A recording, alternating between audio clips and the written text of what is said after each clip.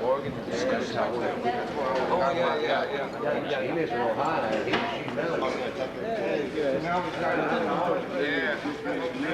He turned it from.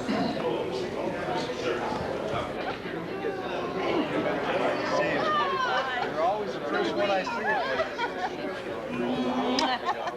Tom! Yeah. I am too. Still got hair, huh? You got enough right here. Are you back? Are Larry and Dee here yet? Yep. Here's a bush now. I will look at your name. Nice to meet you, Dee. Nice to meet you. Have a good time.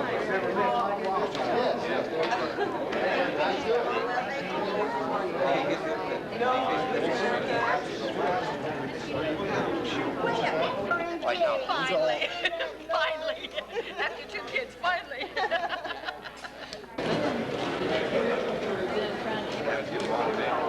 They get so mad.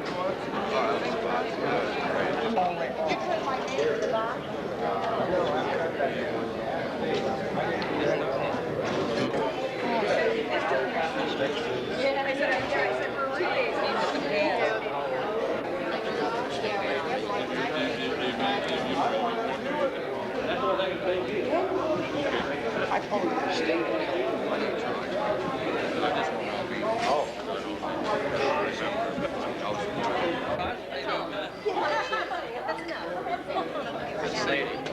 She's over checking us out. You weren't there. I didn't know you were coming. Well, I told you that you didn't. I didn't know where you were. Today. 6 years ago, I was out at LA. Rent a car to available. Weapons also. Isn't that fun remembering? Yeah, I heard it. No.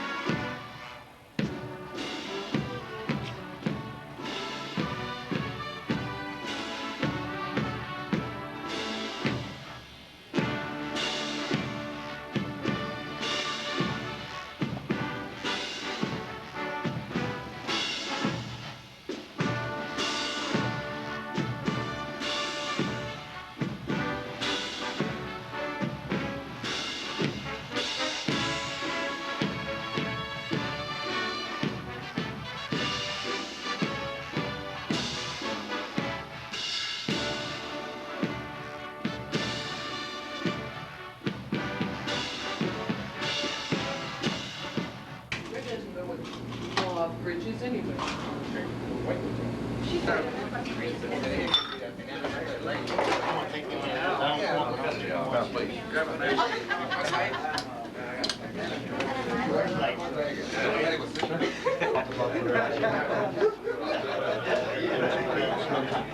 Once we get wine, I'd still like to get it. I live in a little town called Green Grove.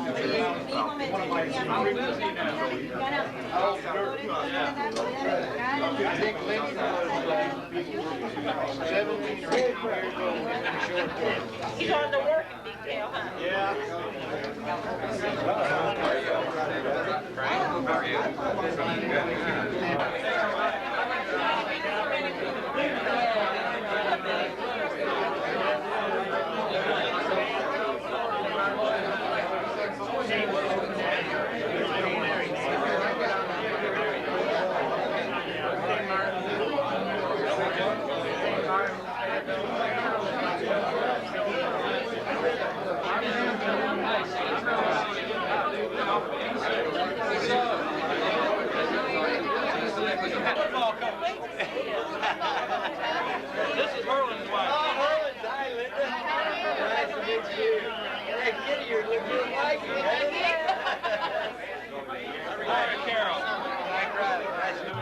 Mitchell? We're gonna run down upstairs. We're gonna run downstairs. That's right. He was like that.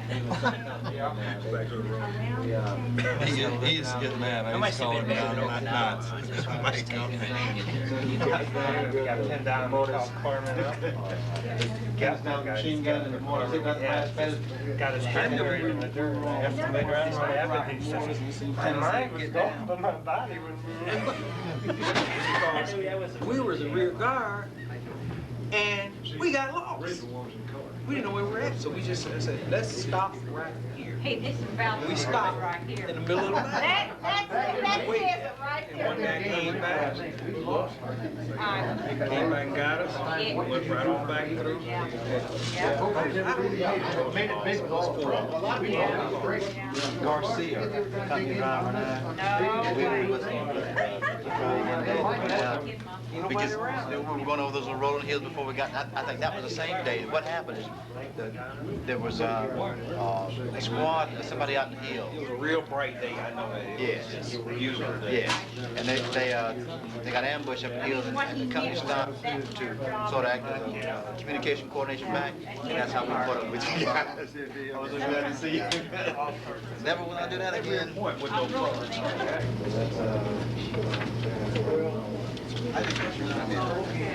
Now, Rosimiak was a big guy.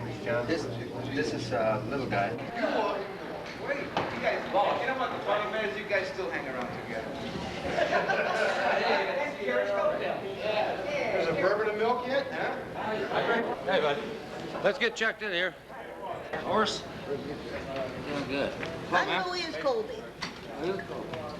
Joe checked Okay. in here. Got a party going up on the 9th floor. Go to your Ohio. You know who I wanted to meet? Sergeant Broughton, Ransom, Coffee, Curry. I want to meet you, Sergeant Broughton. You were my sergeant. He looks like Lynn Hayes. Yeah. I'm a football basketball player. Damn right. Good man. Good at with football. When you were the coach, that's right. We kicked your ass. Do something. No.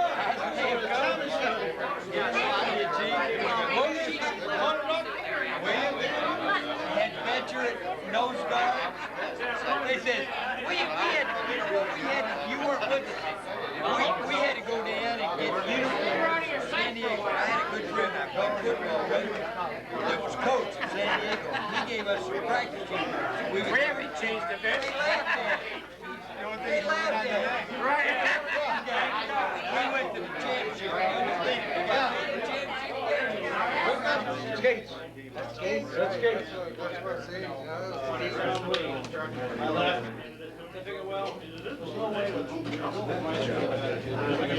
Belly. Big belly with all that mustard. Yeah, the best one though was the sea bass when they caught the pictures with An old man of 25 with 7-year career in the Marine Corps was as checkered as chessboard. He had twice risen to corporal, had been busted down to private boat time. Is that your fault? No, that's not Oh, it's not yours fault. That's how it really happened. mine has notes on the side how it really happened. That guy has little notes of what really happened. Corporal Shaw, Okay, where are you at? This is back in at Las Vegas. The sheep shit over here. Thompson, You can see there were some pictures of coming out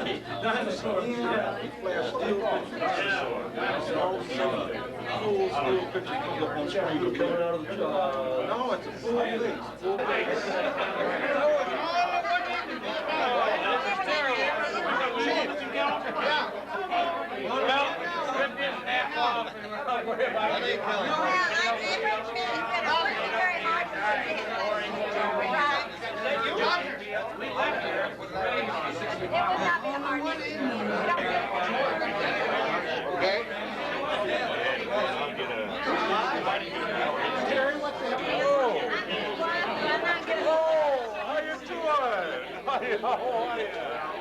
Oh, Fox old buddies there, you know. Yeah, right.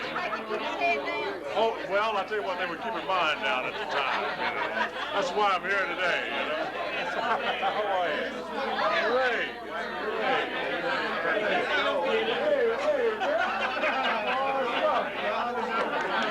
What is still doing, bro?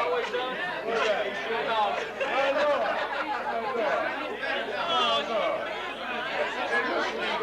Now, this was a cool guy. Jive and cool guy. You remind me of Porsche. Remember Porsche? I didn't know Porsche died. Yeah, I didn't either till today. You and Porsche remind me a lot of each other.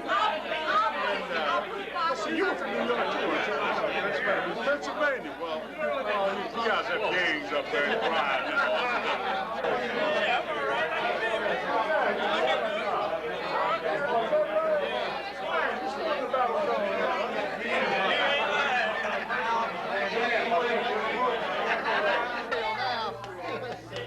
Hey, you know who this is? This is the chief of staff. That's my buddy. I hear my buddy's here. His name's Herman. Oh, it's Herman. I haven't seen him. You look better than I did then. Whoa!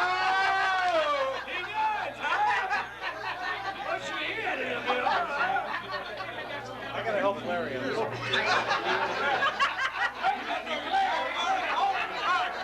Get the camera out. That's right, my eyes are seeing you.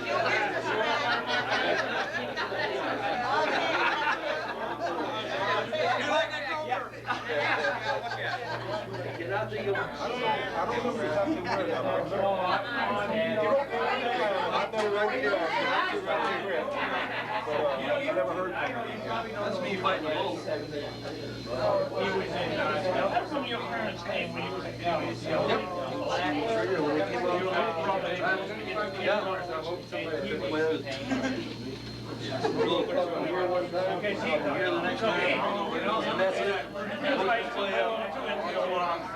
No, this is in Spain.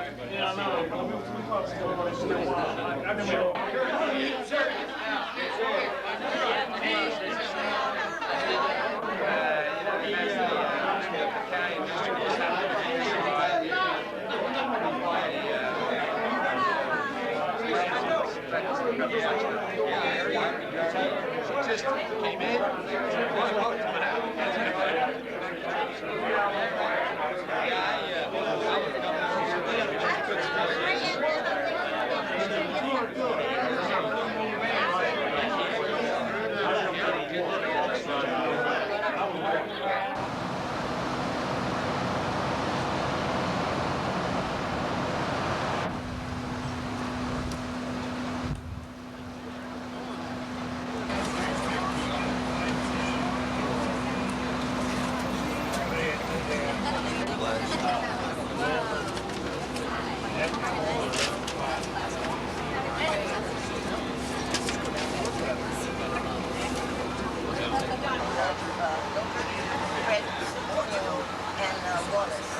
After they started stop taking pictures, so he said,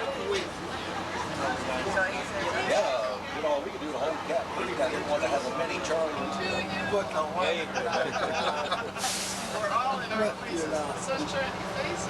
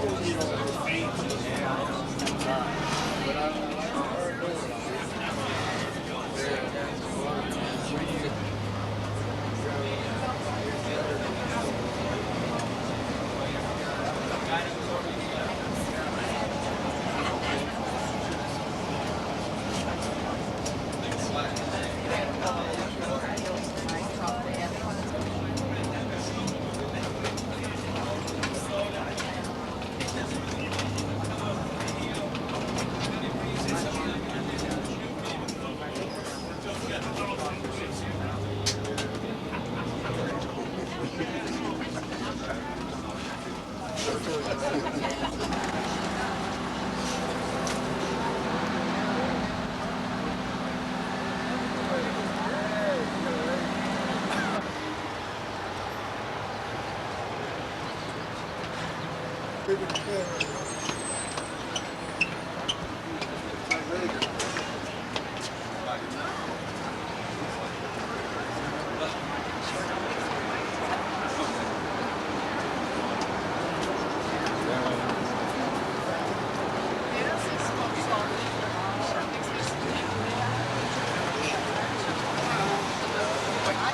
good morning to you. Again, it's 55. Yeah, right. Hey.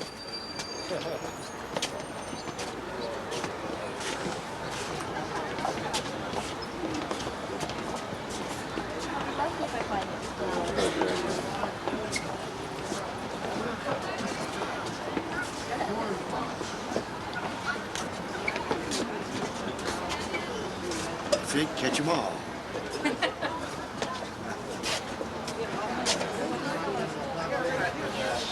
Yeah, that's it. Don't ask me why, but I do. Hi, Mom.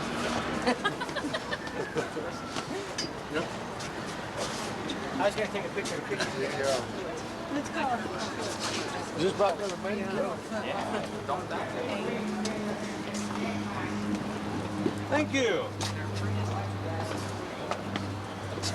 Doing a fine job there, sir.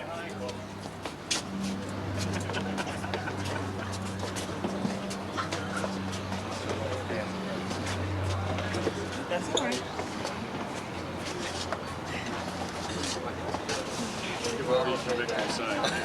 So you know, you get caught in that same kind of trap. Oh yeah.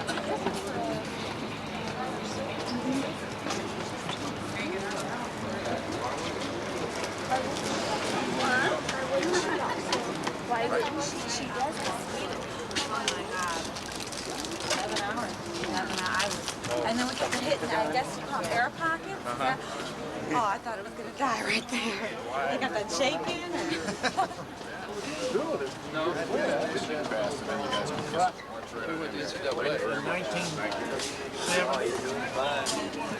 the conference. Yeah. No, he's a teacher, coaches, wrestling coach, stuff like that, you know. He's Drink up all this water. Thank you. Charlie Company. That thing's got a voice to it.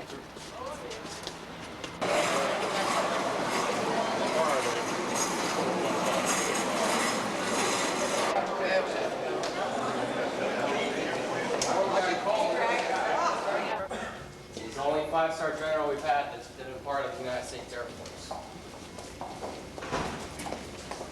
Okay, the other painting that we have here is the portrait of Lieutenant General John P. Flynn. He's the highest ranking member of the Air Force to be held in captivity. He's held as a colonel during the time of the Vietnam conflict. He was held for 7 years also. He went on to acquire the rank of a 3-star general, but he was promoted to a 1-star general in secret, and that they didn't let him know until he was released.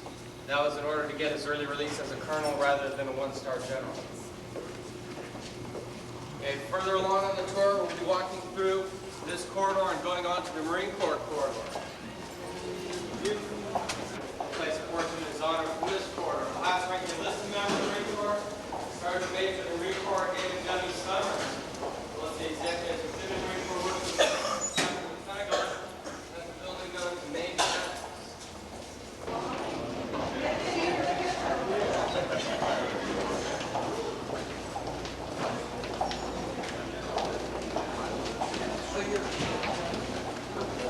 Along the left side here, you'll see some artwork, excuse me, that's been completed by Marine Corps service members, actually some Marine Corps reservists.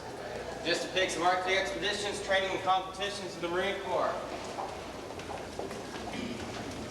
An anchor for sea tradition. Also, there's a banner here. It's held in the beak of an eagle and holds the motto of the Marine Corps, and that's the Latin term Semper Fidelis.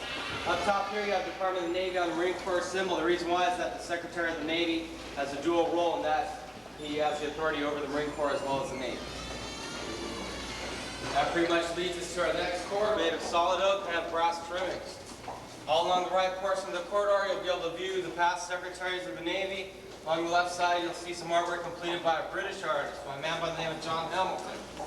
This happens to be his most famous work of art, taken from a black and white photograph on December 7th, 1941. That's the bombing of Pearl Harbor.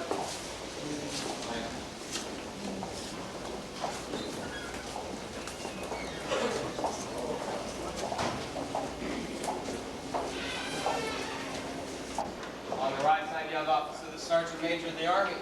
He's the highest ranking enlisted member of the Army. That's Sergeant Major of the Army Julius W. Gates' office. The United States Army is the oldest active service. Okay, throughout this next corridor, you have the Time-Life Art Collection. This is a collection of over 1,050 works of art. There's 86 to your left and right. The rest are on exhibits throughout the nation. This program was started by the Army Corps of Engineers. If anything should happen to London in the National Archives, this one could take its place as an official instrument of surrender, and it would have to receive a congressional wax seal. And that's for the unconditional surrender of World War II. One of the pens you see there is one of the 6 that were used to sign the original documents. Dedicated to over 3,400 recipients of our nation's highest medal, that's the Congressional Medal of Honor. You can see once you're inside the hall, there are 3 types of medals of honor. Yes. The medal on the left is the Medal of Land for the United States Army. The medal on the center is the Medal of the Sea for the Navy, Coast Guard, and Marine Corps. The medal on the far right is the Medal of the Air, and that's for the United States Air Force. You can step up to the displays and view inside. There are 3 types of ways in which you can wear this medal. You can wear it as a military ribbon, highest ribbon worn on a military uniform, rosette pin for civilian attire. You can wear the medal itself, and that would be worn in uniform. That would be placed around your neck. This is Dr. Mary Walker. Very unknown, but she's the only female ever to receive the Congressional Medal of Honor. She received it for her actions during the Civil War, in which she was a doctor. She felt too many lives were being lost because she was not allowed to get to the front line. So she took it upon herself to get there. She wore men's clothing and brought on the appearance of a man. And for her efforts, she was awarded the Congressional Medal of Honor. Once we get a few windows down, you'll be able to look into the 5-acre courtyard we have here at the Pentagon. This is a special courtyard that the military cannot wear their headgear or salute when they're outdoors. It's considered inside the Pentagon. It's not necessary when you're out there. They make a special reception so you can relax and just enjoy your time out there. Yeah.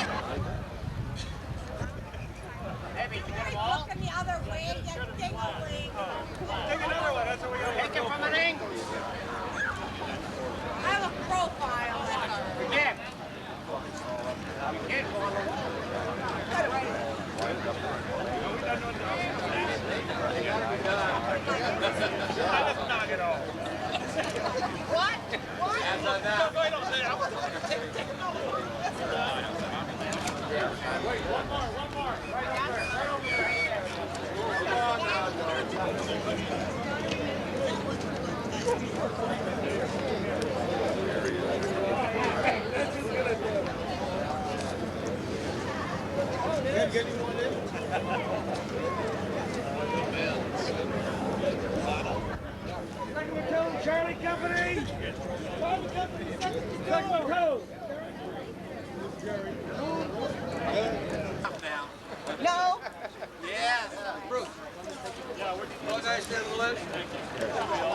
that? Take a picture of this. I probably didn't get him. You go ahead and take it. Okay.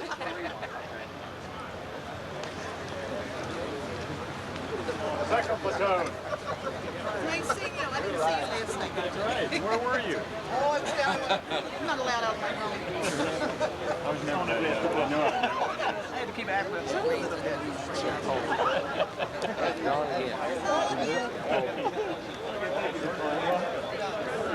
Turn around, he can hide behind somebody. I wasn't no second feeling.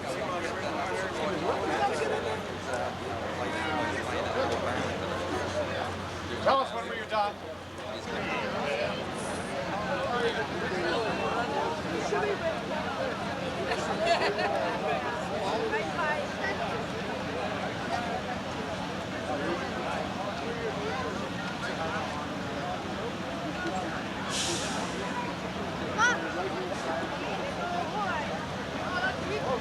You got it.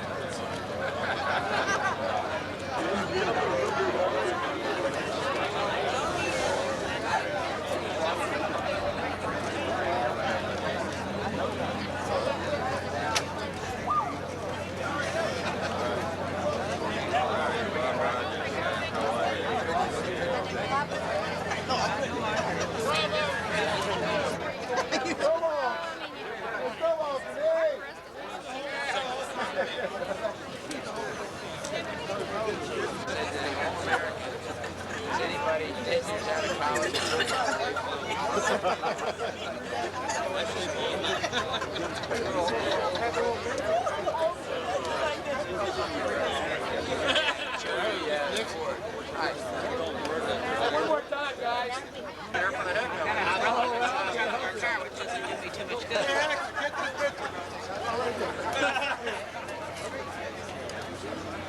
You look great, Brendan. Yeah, we're going to stay here for a while longer. A lot of people.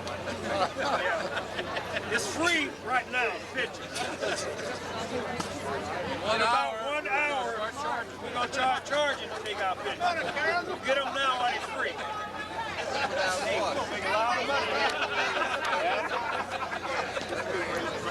Everybody go on the road. They might start up.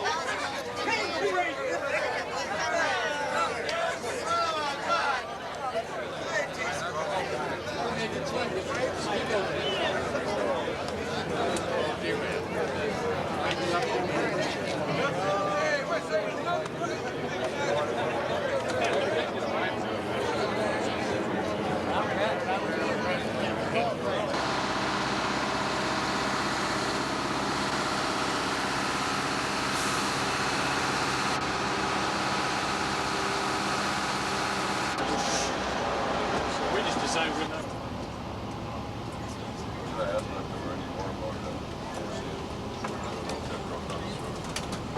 Oh, yeah. I gotta get one of them.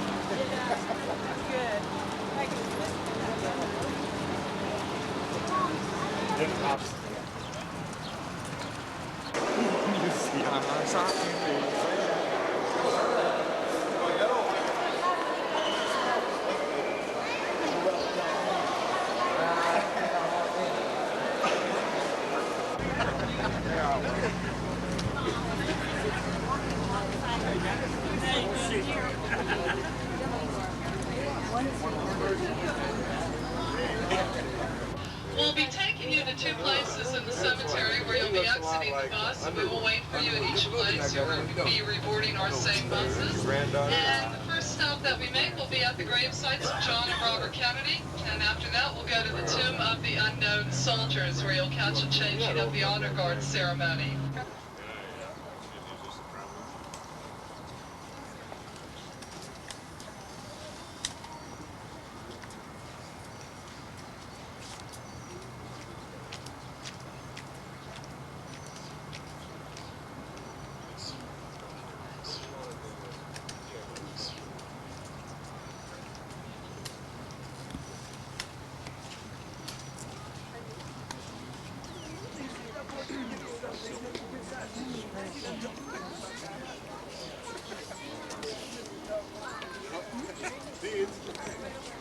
But you know,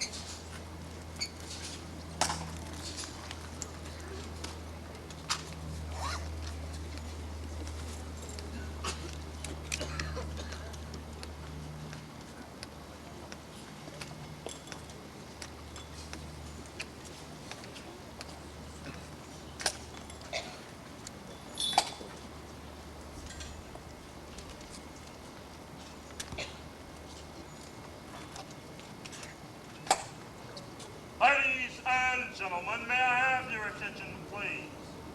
I am Staff Sergeant Gamble of the 3rd Infantry Regiment, United States Army, commander of the beneath Tomb of the Unknown Soldier. The ceremony you're about to witness is the changing of the guard. In keeping with the dignity of this ceremony, it is requested that everyone remain silent and standing. Thank you.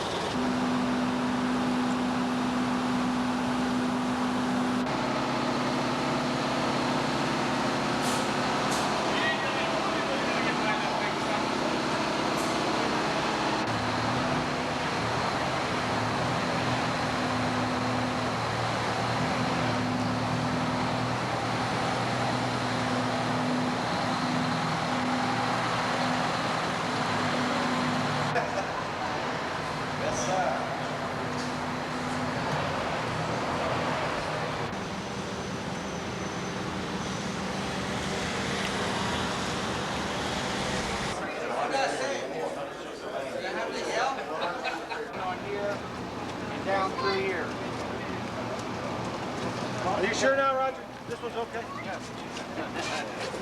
693, don't forget that. Oh, shit. We're going to get to say what? Well, you know, that's what I'm saying. Snap to, sailor.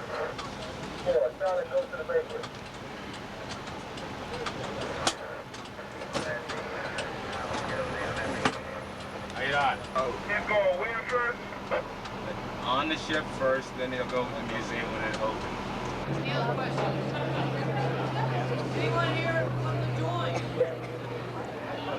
Oh,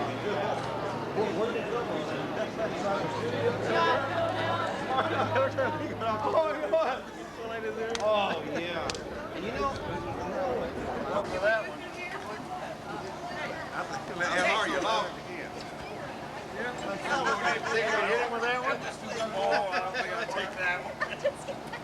Look at the deer. Much of this one, here it is. Here he is.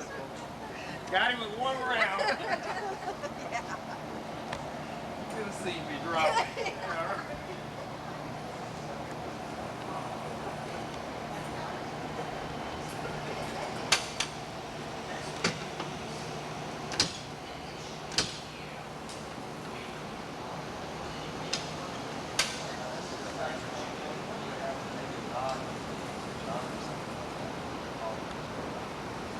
John, we don't. We say John.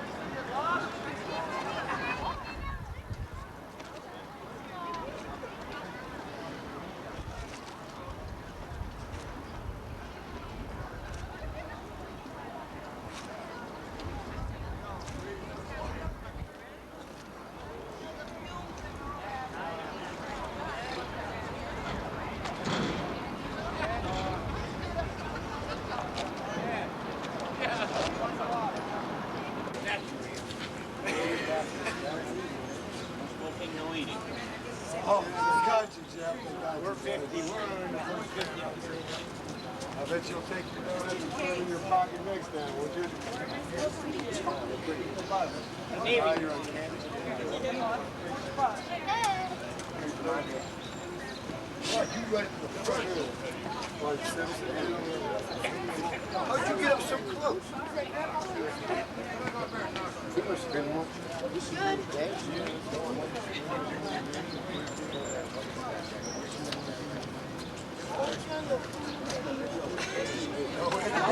No, it's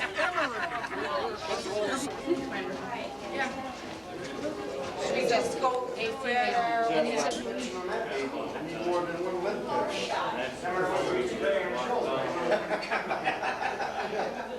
no lid pencil could help that one. Still there.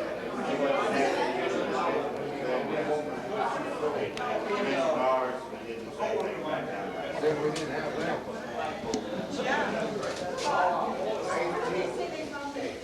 1898. Yeah, be 100 years old.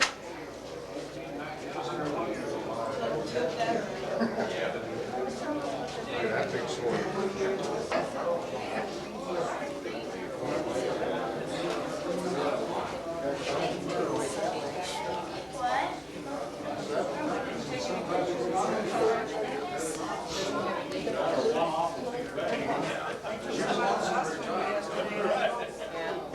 Oh, I'm sure.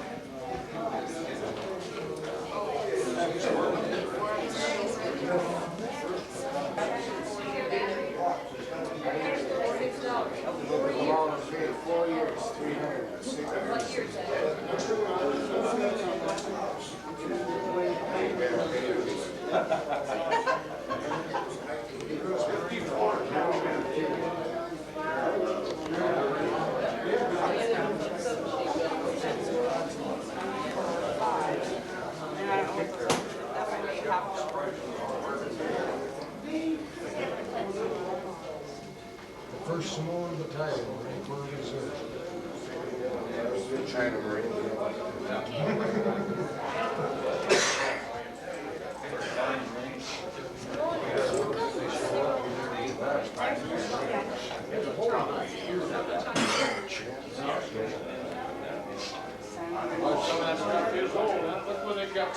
That's a Thompson. I shot one of them. That hard, that heavy, big old BAR. There's a bigger.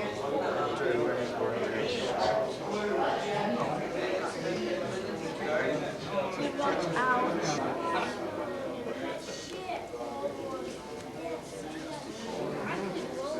Daddy, we're at you time. We're at you. That's World War II. Yeah.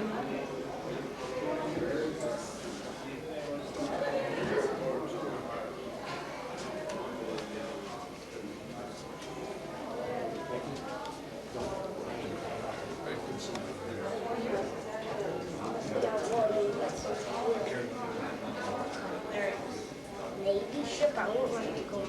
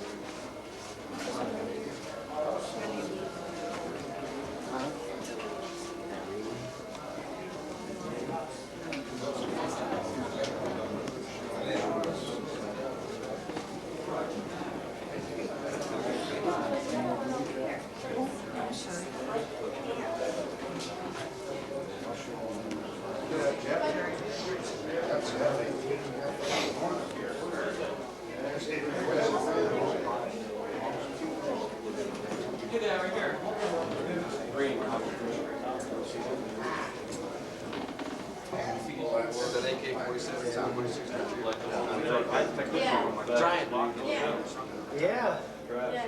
M60? We're again, we have to get the kids. Brian, no longer running. Brian, stop.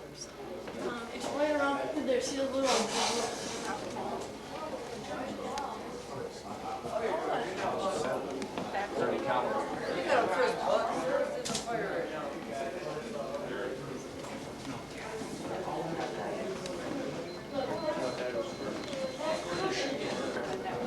That's not going to be on that tape. Kids said to go around this way.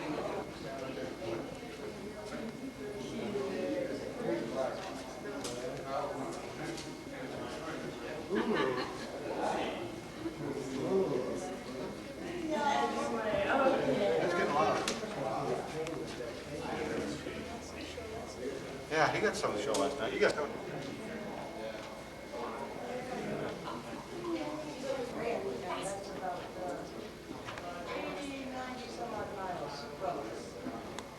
And then they got him,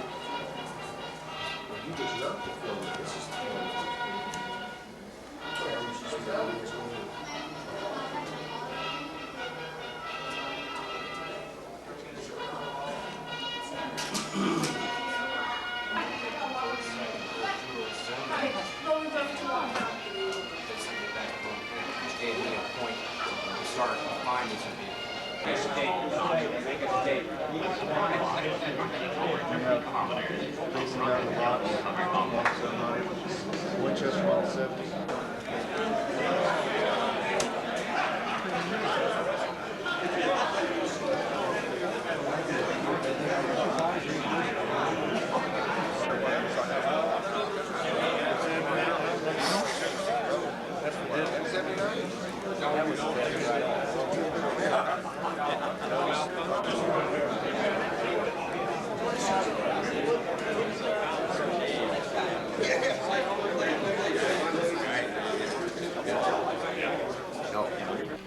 Four smaller 85mm artillery pieces,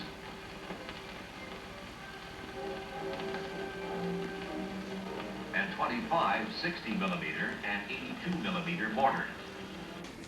All right. Mr. Roger. How about Roger Warren? Is he here?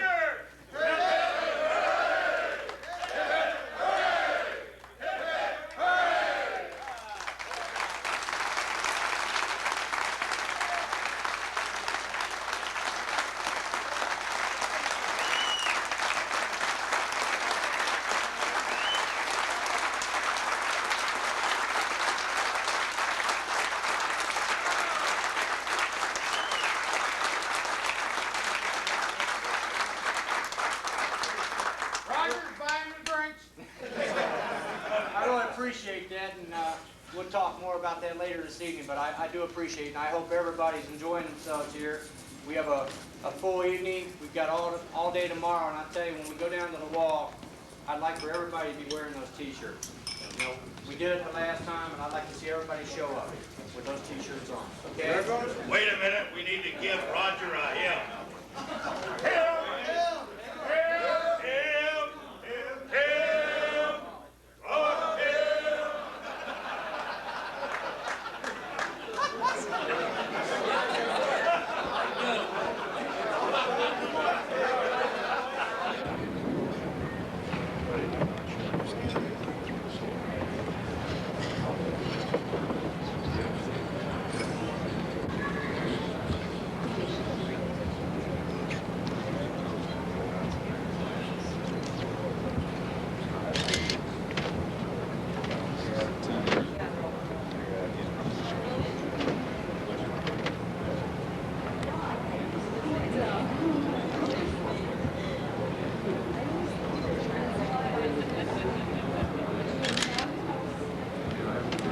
General.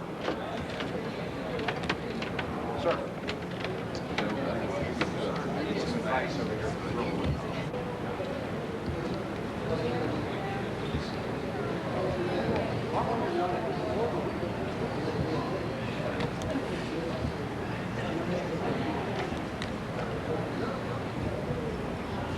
Don't you believe in the dress code anymore?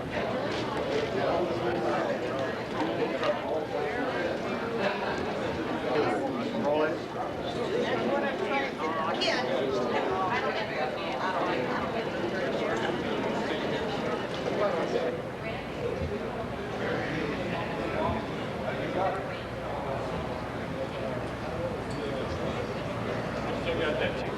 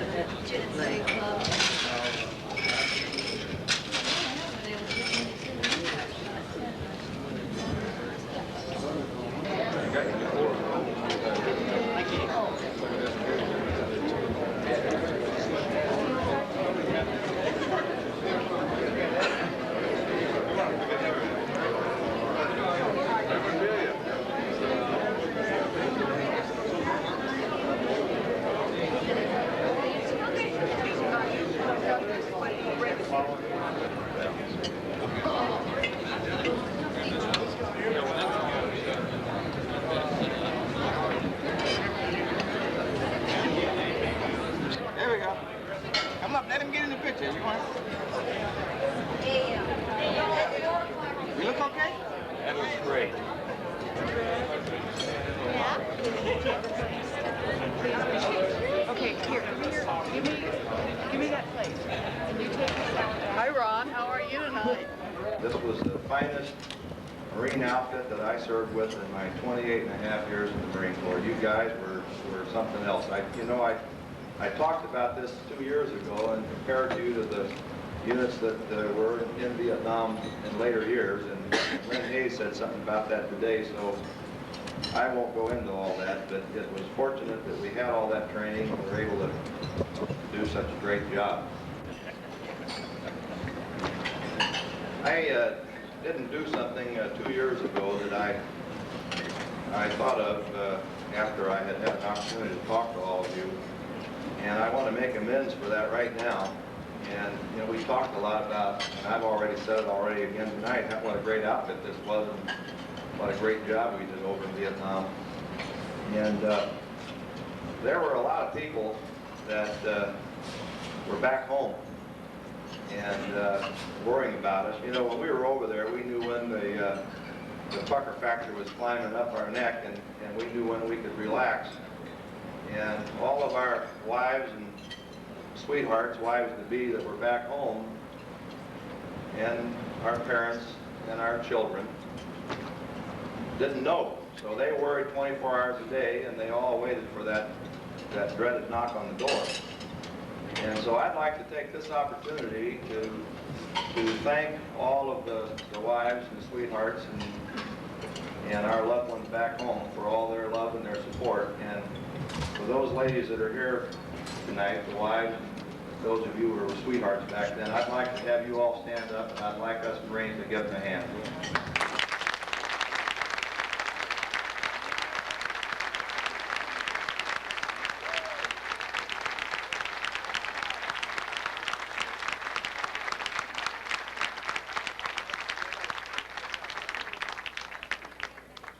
But Dave Spiegel has put together, for any of you that need them, a copy of the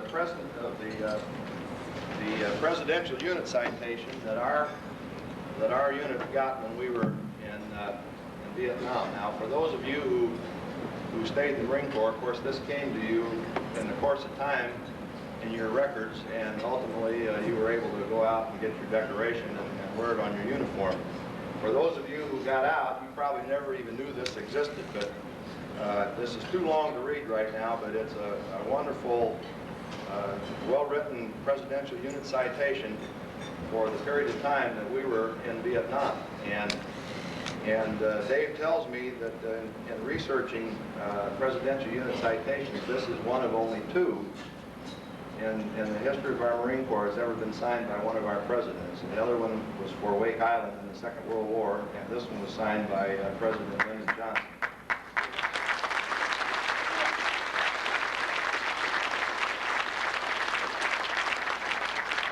But of course, the big thanks for tonight goes to two people that should be setting up here right in the middle of this stage in this table. And I don't think any of us have any idea how much work and what a long journey this has been for Roger and Nancy, and for Roger particularly trying to find out where each and every one of us lives in the United States. And out of our entire battalion, he's well up over 400 and approaching 500, and when you've had so many of us that have been out of the Marine Corps that long, that's a remarkable feat. And then to put on a show like this that started earlier in the week with our fantastic parade last night, and it's going to continue on tomorrow with our going down to the Vietnam Memorial, and then our picnic in the afternoon. I'd like to ask Nancy and Roger to stand up here, and I want you all to give them a big hand for all the support that they've given us.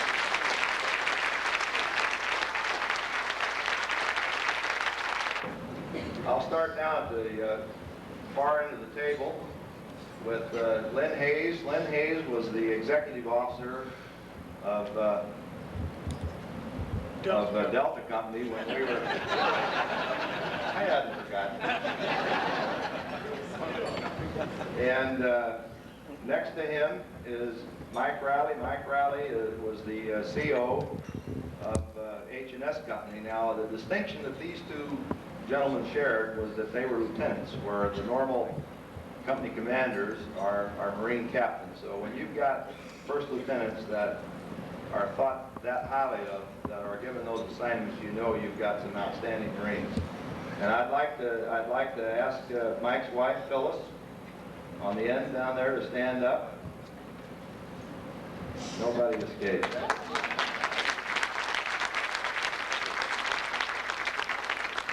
Next to Mike is Lee Peterson.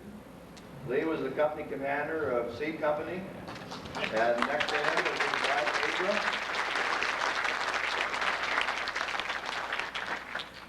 And next I'd like to introduce Colonel Jerry Bain.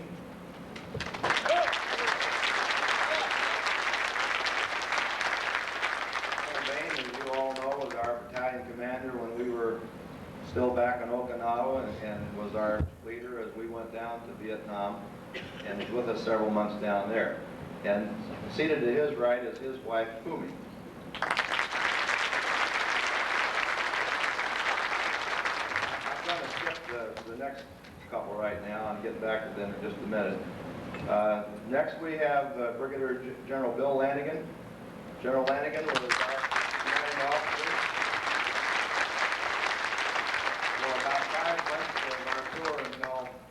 Until we all came back home, and most of us did, and he had to stay down there and continue to march. Next we have Paul Running, our chaplain. All right.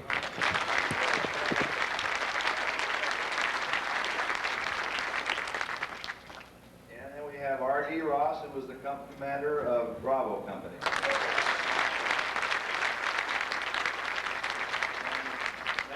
R.D. is my wife, Rachel.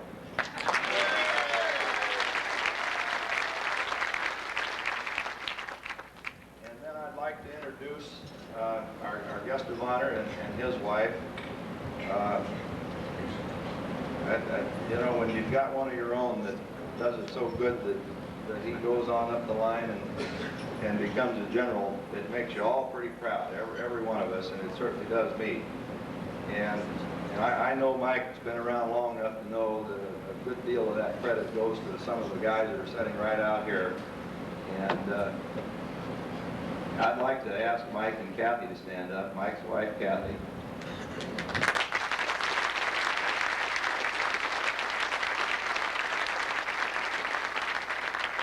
Mike was recently returned to the Washington area. He's probably the only guy that I know that's got more time at headquarters, Marine Corps, and the Pentagon than I do. And he was back in 86 to 88, he was the regimental commander of the 2nd Marines down in Camp Lejeune. And he's returned up here, and he's now the director of the Inter-American Region for the Office of the Secretary of Defense. And he's our speaker tonight, and I'd like to ask him to step up here and carry on. Yep.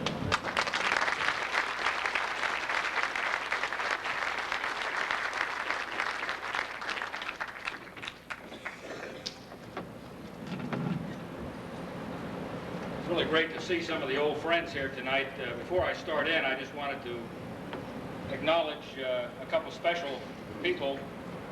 I ran into Bruce Tester, a very successful lawyer, and Bruce told me that in all candor that he thought that Roe versus Wade was a decision that George Washington had to make before he crossed the Delaware. So Bruce, I thank you very much for that legal advice.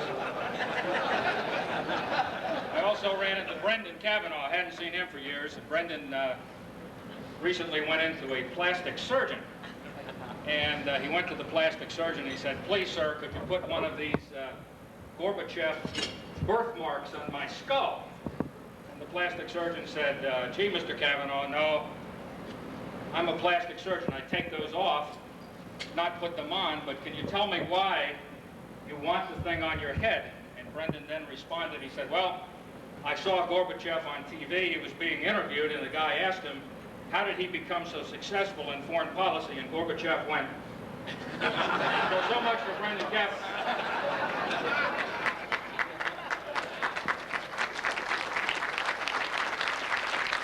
Once again, Brendan, Bruce, thanks for being my straight man here tonight. I appreciate it. And then, of course, the rest of the guys. I got Tony Souzo here. I used to be 6'8" when I was in the battalion, but I've been carrying Tony on my back for so long. It hurt me down to 5 pounds. But anyway, I'm glad to be here, and I wanted to turn a little bit more to a serious note by starting out with a quote that I think will mean something to you, and I think hopefully it'll mean as much to you as it does to me. This story shall the good man teach his son, and St. Crispin's Day will never go by from this day to the ending of the world, but we in it shall be remembered. We few, we happy few, we band of brothers. For he that sheds his blood with me shall be my brother. Be he ever so vile, this day will gentle his condition. Gentlemen in England, now abed, shall think themselves accursed that they were not here, and hold their manhood cheap when anyone speaks that fought with us on St. Crispin's Day. The words of Shakespeare's Henry V have some special meaning to the Marines of 1st Battalion, 3rd Marines, as we gather this weekend to remember our St. Crispin's Day. And remember the good times, the bad times, some hard times. And I think more important, we're going to take some time and rekindle the spirit that made us stand above all the rest. The spirit that made us all Marines. And the spirit which really made 1st Battalion a band of brothers. I'm especially proud to stand before all of you today, and it's not because I'm the Commandant's rep, not because I'm a Marine General. I was reminded this evening, and I'll tell you, if you go to any PX around, remember always, there's 2 parking spaces that are reserved. One is for the handicapped, one is for the Marine Generals. So you got to keep it in perspective. I don't know which one I take. But I'm not here as a Marine General. I'm here as 2nd Lieutenant Mike Byron, Platoon Commander, 1st Battalion, the best damn infantry battalion I've ever seen in 27 years of service.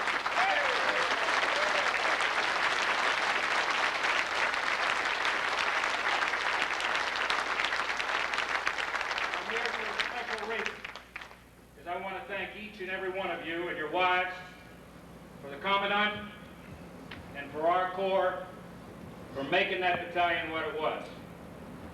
A true band of brothers, and a reflection of what being a Marine really is.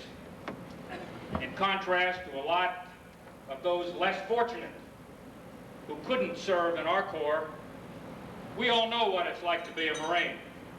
It's not all parade ground glitter, although you saw last evening we do that pretty good.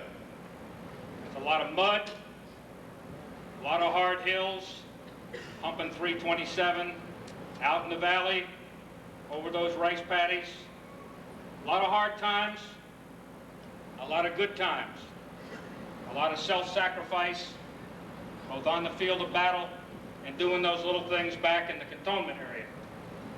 Confidence in ourselves, confidence in a unit that stayed together. That's what made 1-3 different. Stayed together. And confidence in our Corps. You know, the bended knee was never in the tradition of our battalion, I can tell you that. Spirit, faith in each other, and respect for our fellow Marines. We had it. I want to express my personal gratitude to all of you. As Jim mentioned earlier, I want to thank you all for teaching me how to be a Marine. how to be a Marine officer, and for helping me to where I am today. You all of you, you taught me what a battalion of Marines is like. And those of you that know me, I'm not giving you any BS right now. It's true, and you know it. You set the standards, and I can tell you, quite frankly, my time in service has been pretty easy. I'm a pretty lazy guy anyway. All I had to do was apply the standards that you set to all the Marine units that I was in. You had it, you did it. I commanded a rifle company in 2nd Division. It had a 6 Marines label on it. Hell, that wasn't 6 Marines. That was Alpha 1-3. All I had to do was do the things that Jim Miller taught me to do. The same thing with my regiment. I had 4 battalions that were almost as good as you were, and we tried to keep it like that. It's hard to go wrong when you got teachers like Jim Miller, Lee Peterson, R.D. Ross, and the whole crew, particularly the staff NCOs. I want to make a special acknowledgement to the staff NCOs. I've got down here a guy, Sergeant Cliff Colby, my first platoon sergeant. And he taught me well. And Cliff, I don't know whether you remember that first day, Mike Company 3-7, and it's kind of eerie for me right now, because my son is right now on the way out to California, Marine 2nd Lieutenant. He's going to report in to 2nd Battalion, 5th Marines, and I hope he's as lucky as I am to have a guy like Cliff Colby be my platoon sergeant. When I came in, Cliff gave me some pretty good advice. Advice that I have given to a number of 2nd Lieutenants in every time and place I had a chance to. He told me, he said, Lieutenant, stay the hell out of the barracks. I'll run the goddamn platoon. You take over in the field.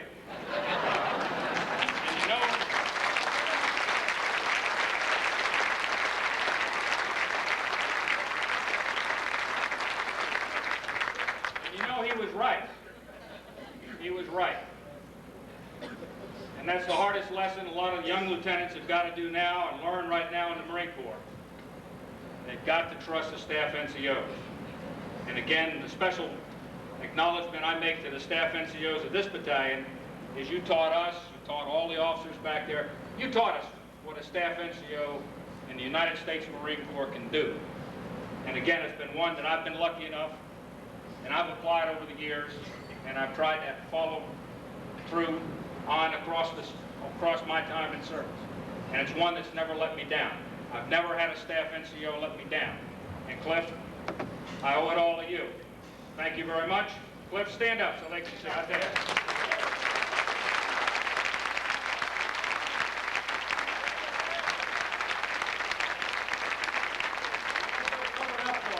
Had he not covered up for me, I'd never be here.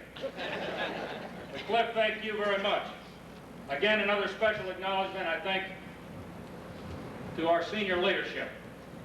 And this comes from a lot of the junior officers in the battalion. Thanks for letting us be officers. Thanks for giving us the trust and confidence. Thanks for letting us make the mistakes. And that's what being a Marine officer is. You've got to make some mistakes. We did. The staff NCOs, the senior staff, the senior leadership let us grow. And we didn't run a zero defects outfit. If you ask my candid opinion on what's wrong with some of these other services, you've got a zero defects mentality. We didn't. We picked it up. We moved out. We learned from our mistakes. And thank you, Colonel Lanigan or General Lanigan, Colonel Bain, company commanders, for allowing us that opportunity to do and make those mistakes. And I think finally, for all of the men of the battalion, individually and collectively, I want to thank you as well. I want to thank you for allowing me to see what Marines are, and so I can take away the respect for the United States Marine that you gave us. You never let us down. There were some hard times, there were some easy times, but you never, ever let us down. Semper Fidelis. It would be my great privilege and honor if you would allow me 1st Battalion, 3rd Marines, to salute you for your services to our Corps and to our country. We were the best, we still are, and I think we owe you a hell of a debt for it. So, gentlemen, 1st Battalion, 3rd Marines, I salute you.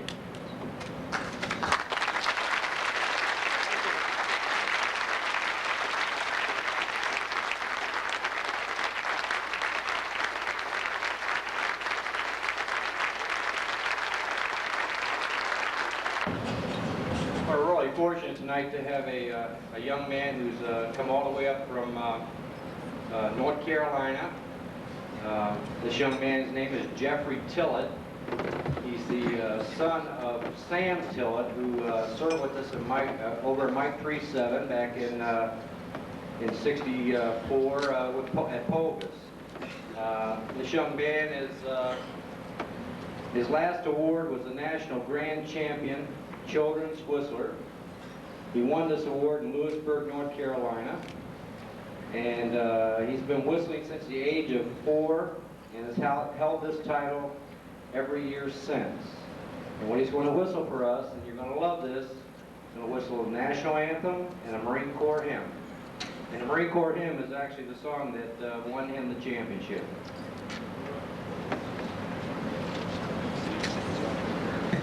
Jeff?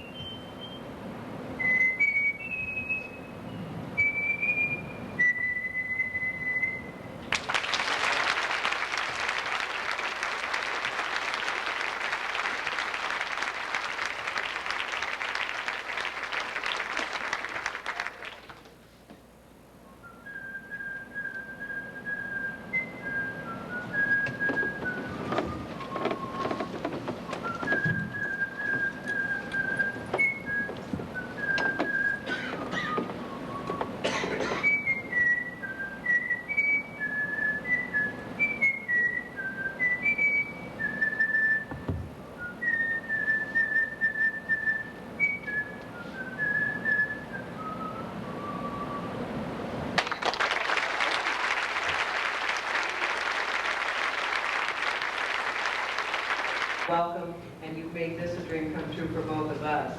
Right now, I would like to introduce my #1 Marine, my only Marine, Roger Dale Warren.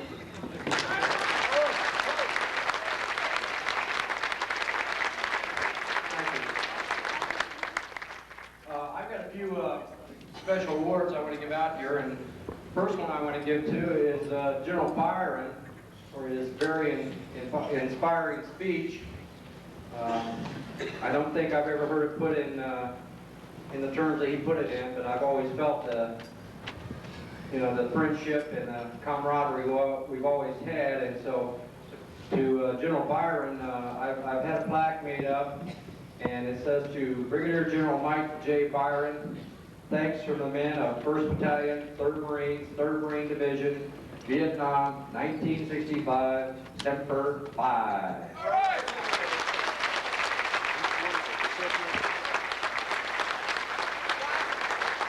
That's all I'm going to say. I'm just going to hold it up. Nice little camouflage United.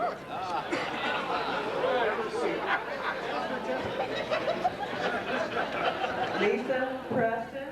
All right. Lisa Preston.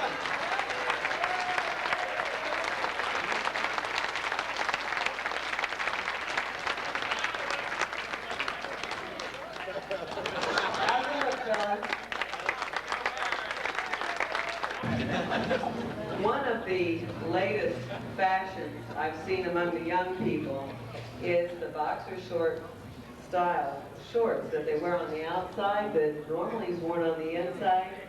The winner of these may choose which way he wants to wear them, but they're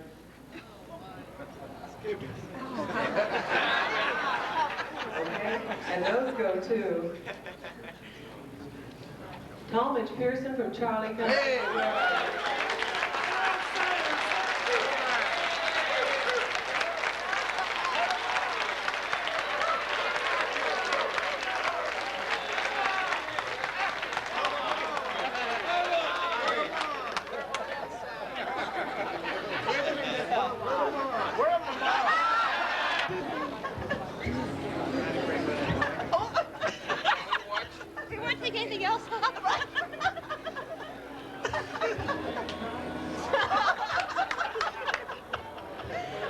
want to do some happy dancing dancing now.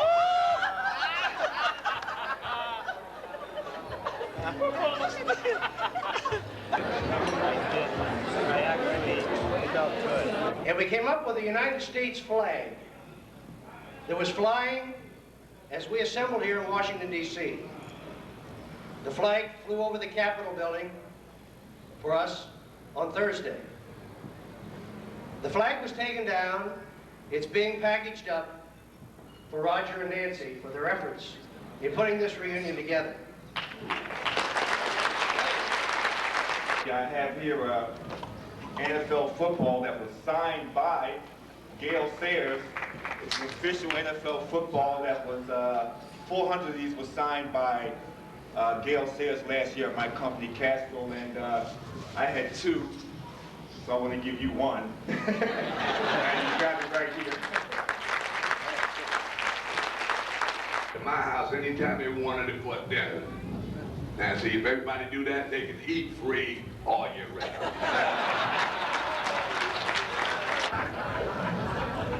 Here are the guys. As you can imagine, we're on Mount Suribachi. And then we had the flag part. I switched from America into Marine Corps. Is that all right? Change. So the idea is, I thought to try to personalize this gift. It's such a wonderful couple that if for one reason or another you didn't feel that Roger was representing the finest tradition in the Marine Corps, you could take the flag out. Like this. And that's the signal, no monkey business. And another night you put the flag back in. And I call it the old magic. Whatever, we wanted to say, all the officers, and it's fair to say all the enlisted men, but in our heart of hearts, you guys are the greatest, and we really appreciate everything you've done. Thank you. My name is Chris Thompson, and as my namesake says, I'm Keith Thompson's kid. I've gotten a lot of comments from everybody of me being in the wrong service. I'm with the Air Force. But this is my dad, and he's been standing around here since we've been here bragging about me. And I just want to thank everybody for giving me this opportunity to be here, because I want everybody to know that just as my dad's really proud of me right now, I'm just as proud of him.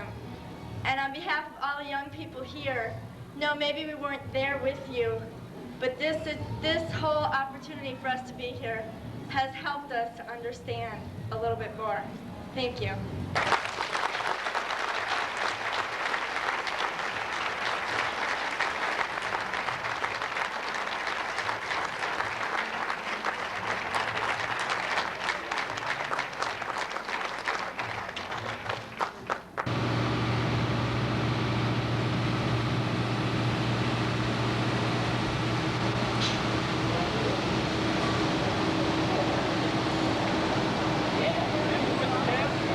Yeah.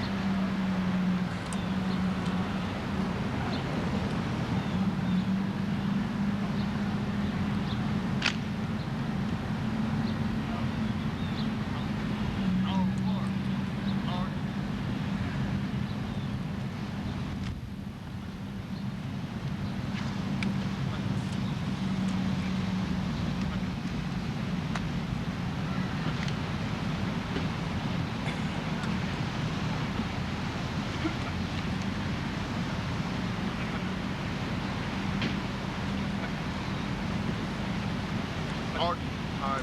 Art.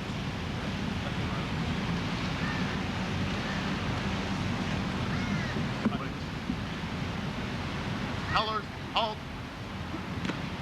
Order. Huh.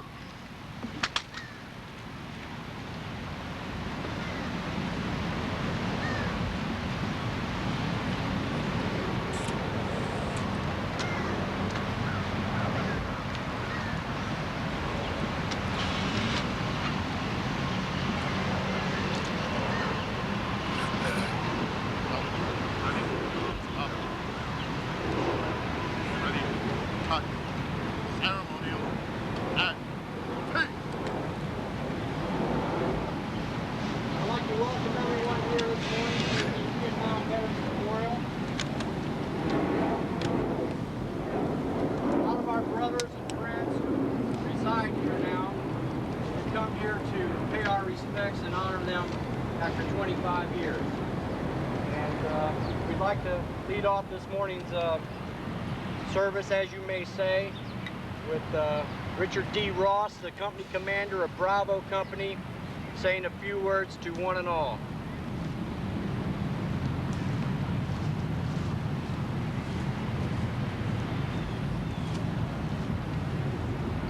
Thank you, Roger. There are a number of reasons that men who have been to war yearn to reunite. But mainly it's to be with men who once acted their best, men who suffered and sacrificed together, who were stripped raw right down to their humanity. We knew each other in a way we have known no other man since, and I personally have never again given anyone such trust. And as long as we have memories, we will think of each other. That is a quote from your host, our host, Roger Warren, in the reunion bulletin.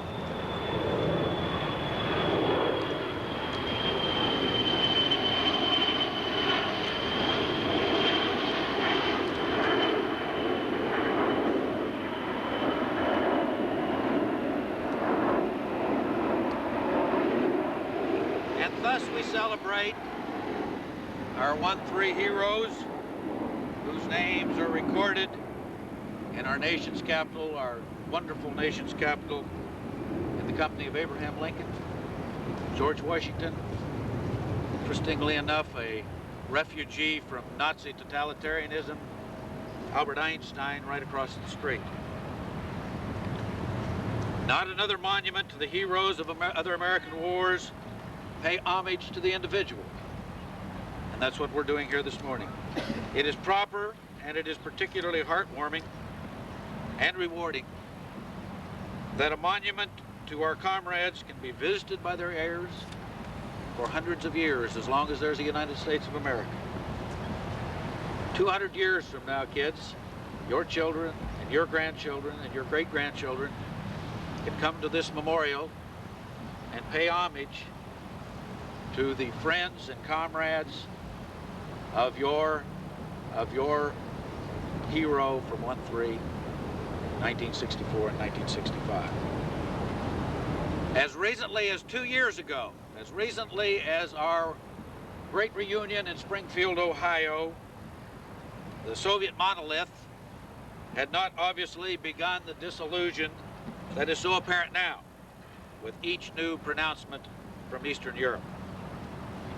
Certainly my personal, and I expect corporate, belief that we played a small role in the lessening of world tensions. We can see a freer, more, not perfect ever, but a freer world today and a better tomorrow because of the efforts of all of those memorialized here and all of you. And so my words are short. The wall is the message.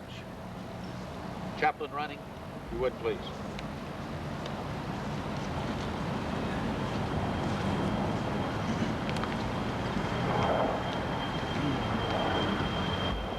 As Artie was talking, I was not sure, but I thought maybe it was an F4 going.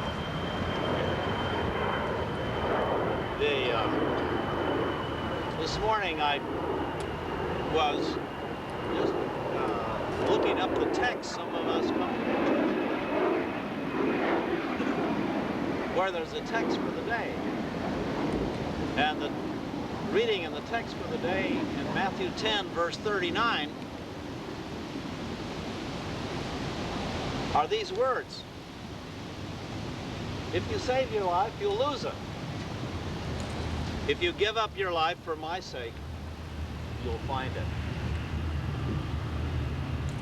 And I think that we're here to honor people who did that very thing, and whose willingness to be faithful even unto death is obvious.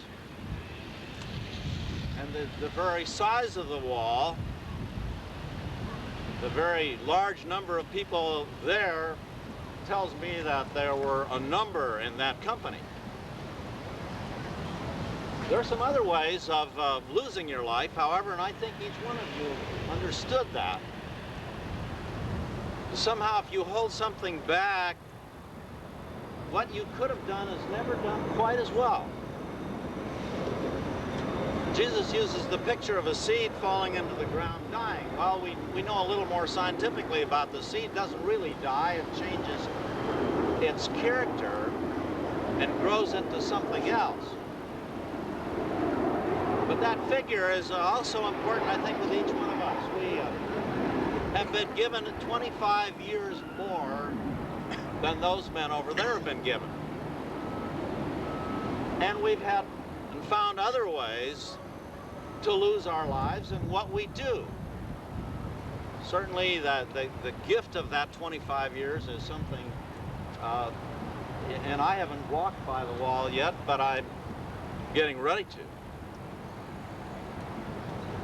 Looking at the Gideon Bible this morning, some of my friends get involved in Gideons, and I went to a banquet not so long ago over on the east side of Seattle, and one of the presidents of the Gideon Society there was talking about some of the funny things that are written in Gideon Bibles. One of them is, what do you do in loneliness? And it said, in loneliness, read Psalm 23. And then, if you're still lonely, read Isaiah 41. And if you're still lonely, read Hebrews 13. And if you're still lonely, dial this and this number.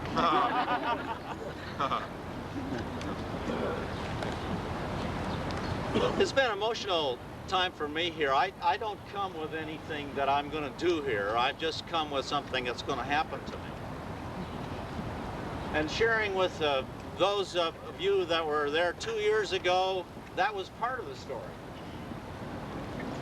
This year, it's another part of the story. Some of the same things I've shared with some of the same people 2 years ago, but lots of new things with lots of new people. And so, Roger, your willingness to pull us all together, your willingness to come, your willingness to bring your wives and friends, and our willingness, I think, to go over these details again are so important to us. I think the worst thing in the world that we could do would be to have the idea that what we lived for and what we died for wasn't significant. And so our part of that deal over there is to remember and to tell this story over and over and over. And if you save your life, you're going to lose it.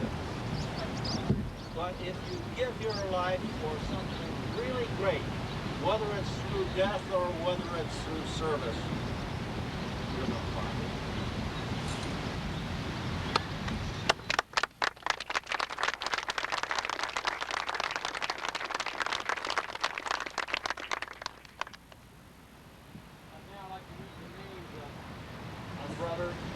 Comrades, 1st Battalion, 3rd Marines, H&S Company, Joseph Muir, Alberto T.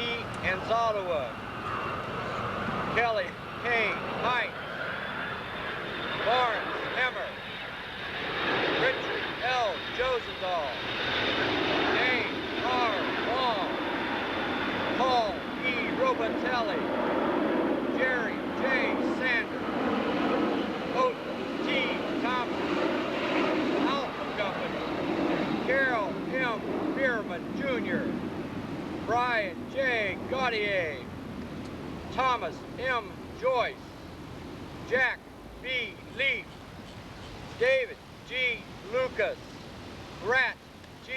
Myers, Kenneth A. Sizer, Roy E. Stokes, Louis R. Yates, Bravo Company, Major Arnold Jr., John P. Burns, Robert A. Carney, Herbert G. Gogan, Wilbur D. Belkins, Marshall D. Holman, Lawrence W. Jordan, Larry L. Keener, Harry C. McCartney, Ramon Moya Jr., Belize Paris, Charlie Company, I.B.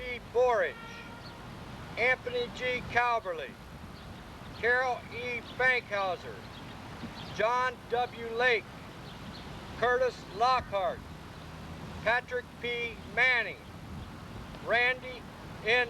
McPhee, Lonnie D. Snow, Hugh J. Sullivan Jr., Delta Company, Lauren K. Davey, Robert S. Fernandez, Glenn W. Foster Jr., Frank A. Gibbon, Robert M. Miller, George I. Patilla, David L. Rose.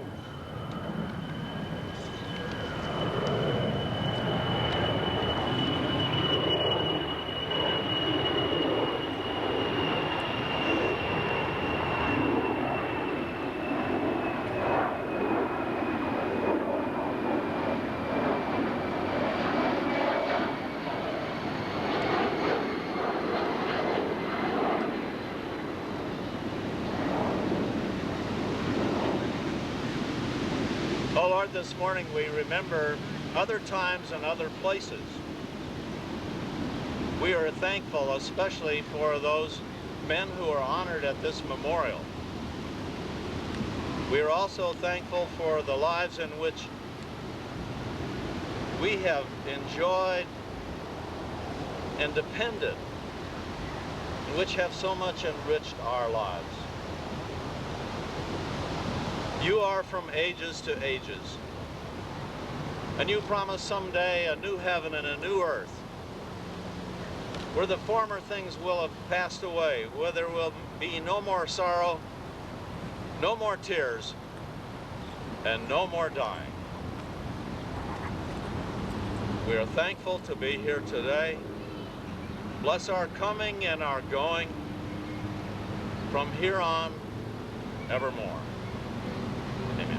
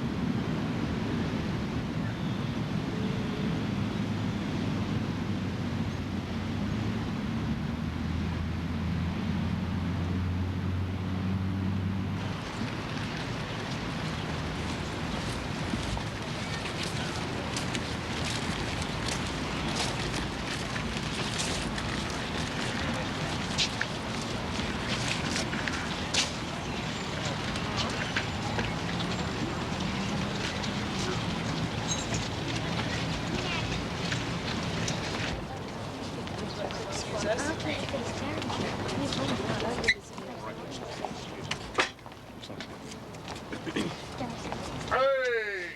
That! Oh!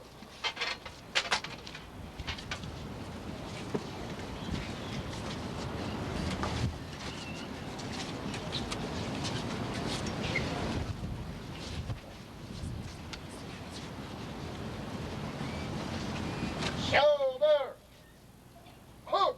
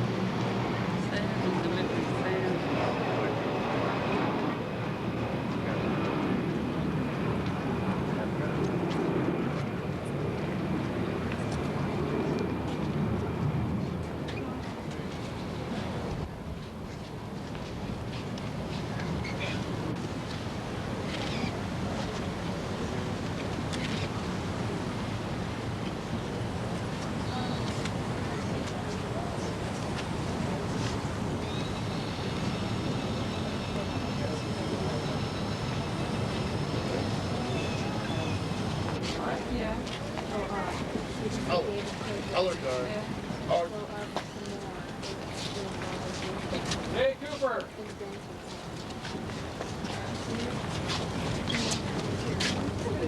Yeah. They're right here.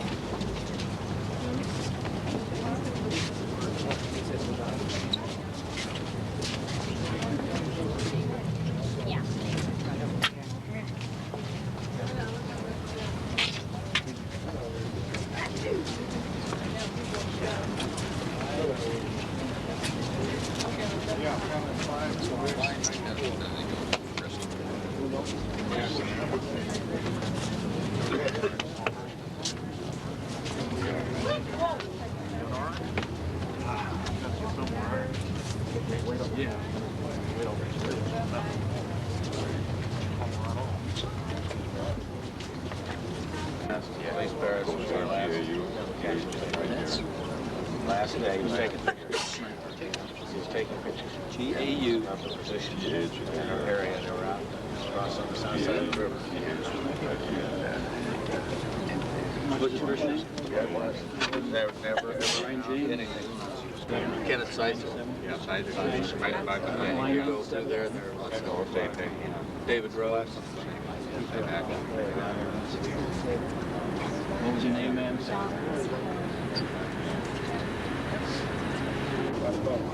Right there.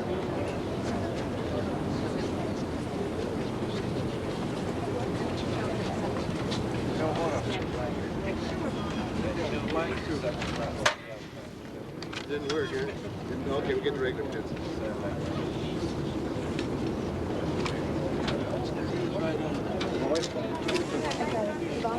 Maybe with Amanda, she can volunteer and she'll give you, or get it for you. You can have this one. If you got a piece of paper. Okay, so that's it. Mark that for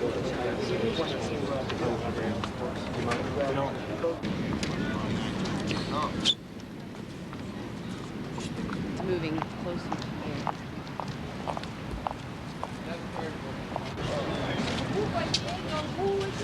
C'est des marines, c'est des groupes spéciaux militaires en Amérique. Et avant 25 années, c'est la première qui était déclarée à Vietnam. Pour ça, on a...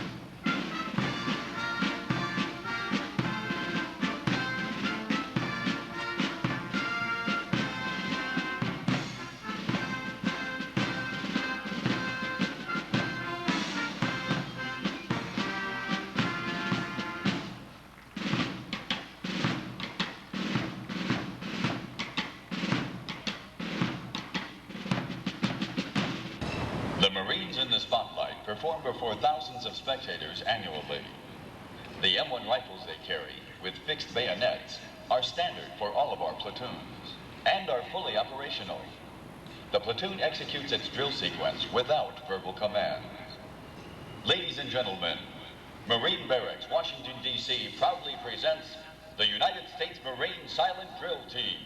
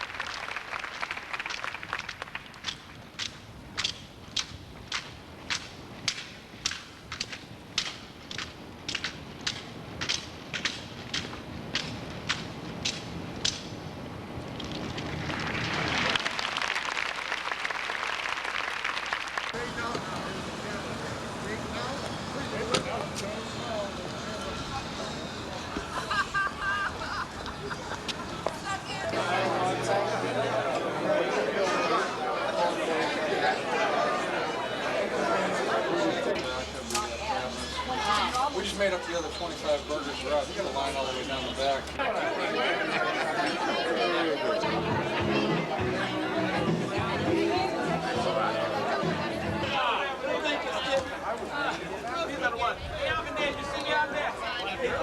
Hey, thanks, y'all. Hey.